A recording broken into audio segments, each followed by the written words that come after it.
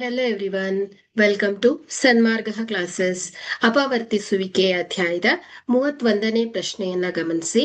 ಅಪವರ್ತಿಸಿ 14t minus 7t square. So ಇಲ್ಲಿ ನಾವು ಮೊದಲನೇದಾಗಿ ಕೊಟ್ಟಿರುವಂತಹ ಪದವನ್ನ ಗಮನಿಸಿ. 14t minus 7t square.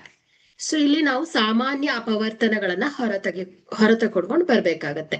So ಇಲ್ಲಿ ಸಂಖ್ಯೆಗಳನ್ನ ಗಮನಿಸಿದ್ರೆ 14 ಮತ್ತು 7 ಇದೆ. ಸೊ ಎರಡೂ ಸಂಖ್ಯೆಗಳು 7ರಿಂದ ಭಾಗ ಆಗತ್ತೆ. ಹಾಗಾದ್ರೆ ನಾವು 7ಅನ್ನ ಸಾಮಾನ್ಯ ಅಪವರ್ತನವನ್ನಾಗಿ ಹೊರಗಿಟ್ಕೊಂಡಾಗ, ಸೊ ಅದೇ ರೀತಿ ಚರಾಕ್ಷರಗಳನ್ನ ಗಮನಿಸಿ. T square. ಸೊ ಇಲ್ಲಿ ಟಿ ಮತ್ತು ಟಿ ಸ್ಕ್ವೇರ್, ಸೊ ಎರಡೂ ಕಡೆ ಏನಿದೆ ಟಿ ಸಾಮಾನ್ಯವಾಗಿದೆ. ಹಾಗಾಗಿ ಟಿ ಅನ್ನು ಕೂಡ ಹೊರಗಿಟ್ಕೊಂಡಾಗ ಬ್ರಾಕೆಟ್ ಅಲ್ಲಿ ಏನ್ ಬರುತ್ತೆ, ಇಲ್ಲಿ 7 2s, 7 2 14. ಸೊ 2 ಉಳಿಯುತ್ತೆ. ಮೈನಸ್ 7 ಹೊರಗಡೆ ಹೋಗಿದೆ, 1 ಟಿ ಹೊರಗೆ ಹೋಗಿದೆ, ಉಳಿದಿರುವಂತದ್ದು ಟಿ. ಓಕೆ. ಸೊ ಹಾಗಾದ್ರೆ ಇಲ್ಲಿ ಇದನ್ನ ಅಪವರ್ತಿಸಿದಾಗ 70 × 2 - t ಆಗಿದೆ. Thank you.